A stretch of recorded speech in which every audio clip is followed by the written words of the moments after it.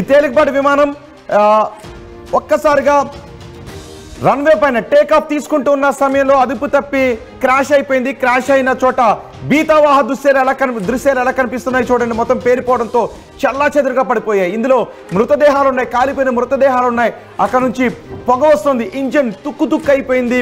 Ambulance, ఇక్కడ మనం ambulance కూడా చూడొచ్చు ఇక్కడ. అండ్ సహాయక సిబ్బంది అక్కడ సహాయ కార్యక్రమాల్ని కొనసాగిస్తున్నారు. ఇదంతా కూడా బీతావాహంగా ఉంది. ఈ ఘటన సౌత్ సూడాన్లో చోటు చేసుకుంది. సౌత్ సూడాన్లో నైలు నది ఒడ్డున ఉంది ఆ కంపెనీ. అక్కడ నుంచి ఇక మనం చూడొచ్చు 5X RHB అనే రిజిస్టర్డ్, ఇది registration number, flight registration number. అది ఈ నెంబర్, దీన్ని బీచ్ క్రాఫ్ట్ అంటారు. బీచ్ క్రాఫ్ట్ 900D ఇది. ఈ తేలికపాటి విమానంలో వాళ్ళు ప్రయాణిస్తున్న సమయంలో జూబా దగ్గర ఈ ప్రమాదం చోటు చేసుకుంది. యూనిటీ ఆయిల్ ఫీల్డ్ నుంచి కార్మికులను తీసుకువెళ్తూ ఉండగా ఆ విమానం ఒక్కసారిగా పేలిపోయింది. చూడండి, ఒక్కసారి పేలిపోవడంతో ఎక్కడికక్కడ తుక్కు అయిపోయింది. లోపల ఉన్న వాళ్ళందరూ కూడా దూరంగా ఎగిరి పడ్డారు. ఇవన్నీ కూడా విమానం ఎలా ఇరిగిపోయిందో మనం చూడొచ్చు.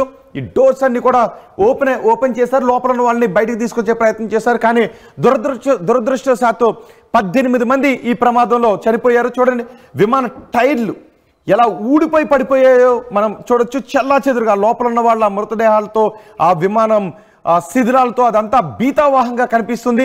కారణాలు ఏంటి ఇంతవరకు తెలియరాలేదు. అన్నోన్ రీజన్స్ అని చెప్తూ ఉన్నారు. కారణాలు తెలియని ప్రమాదం ఇది.